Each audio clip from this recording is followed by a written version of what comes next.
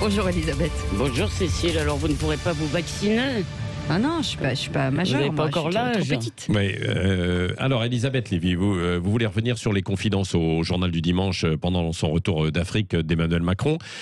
Pour le président de la République, le droit d'asile est dévoyé. Oui, alors c'était des confidences d'avion, ça devient une classique de la communication, et donc que dit le président? Que le droit d'asile est sacro-saint, parce que, enfin ça c'est moi qui le dis, parce qu'il protège les combattants de la liberté, bien sûr, mais qu'il est dévoyé parce qu'il est devenu une filière d'immigration clandestine, et évidemment on le sait, puisque 80% des déboutés du droit d'asile restent en France. Alors, le président ajoute que la plupart des demandeurs d'asile ne viennent pas de pays éligibles, dit-il, comme l'Afghanistan par exemple. Bon, il se trompe en fait sur l'asile, parce que c'est un droit individuel et pas collectif, et il ne peut pas résoudre en fait des guerres civiles. On ne peut pas accueillir tous les perdants, enfin, au sens, vous comprenez, toutes les populations, l'intégralité des populations menacées ou qui perdent pendant une guerre civile. Cependant, le président arrive à une conclusion évidente qui, à vrai dire, a déjà été tirée depuis longtemps par Marine Le Pen, par les gens de LR, par beaucoup de médias et en fait par une majorité des Français.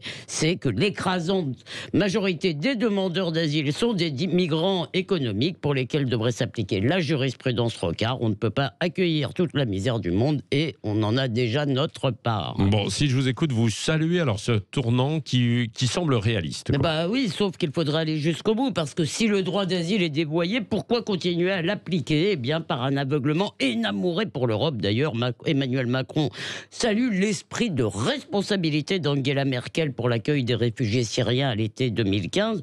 Vous vous rappelez ce que disait la chancelière? Nous y arriverons, je ne sais pas le dire en allemand. En somme, elle a ouvert tout grand nos bras et imposé à tous ses partenaires une politique dont les peuples ne voulaient pas. On accueille d'abord, on discute après. Enfin, tous pas tout à fait, puisque Viktor Orban et d'autres chefs d'État ont dit non. Alors la France aussi peut dire non et imposer un changement de politique. Au passage, Emmanuel Macron affirme que l'immigration traduit l'échec des politiques d'aide au développement. Donc, ça veut dire quoi? Ça veut dire que tout de même, ce serait mieux si elle restait chez eux. Sauf qu'il veut faire plaisir à tout le monde. Alors, il dit que l'immigration est un problème, mais à la jeunesse française issue de l'immigration, il lui dit qu'elle est une chance pour la France. Ça, c'était à Johannesburg. Alors, bien sûr, individuellement, il y a d'innombrables talents dans cette jeunesse, pas parce qu'ils sont immigrés, parce qu'ils sont eux.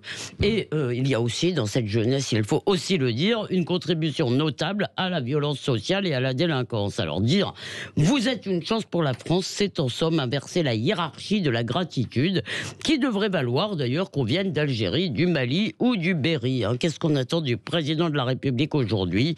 C'est qu'il dise à tous, et d'abord à cette fraction de la jeunesse immigrée qui, pendant que les autres de cette jeunesse toujours travaillent et râlent comme tout le monde, eh bien il y a une partie de cette jeunesse qui se plaint et qui accuse la France en permanence. Eh bien moi, je pense que le président devrait leur dire à eux: la France est une chance pour vous et maintenant à vous de la saisir. Le regard libre comme chaque matin à 8h15 sur Sud Radio d'Elisabeth Lévy.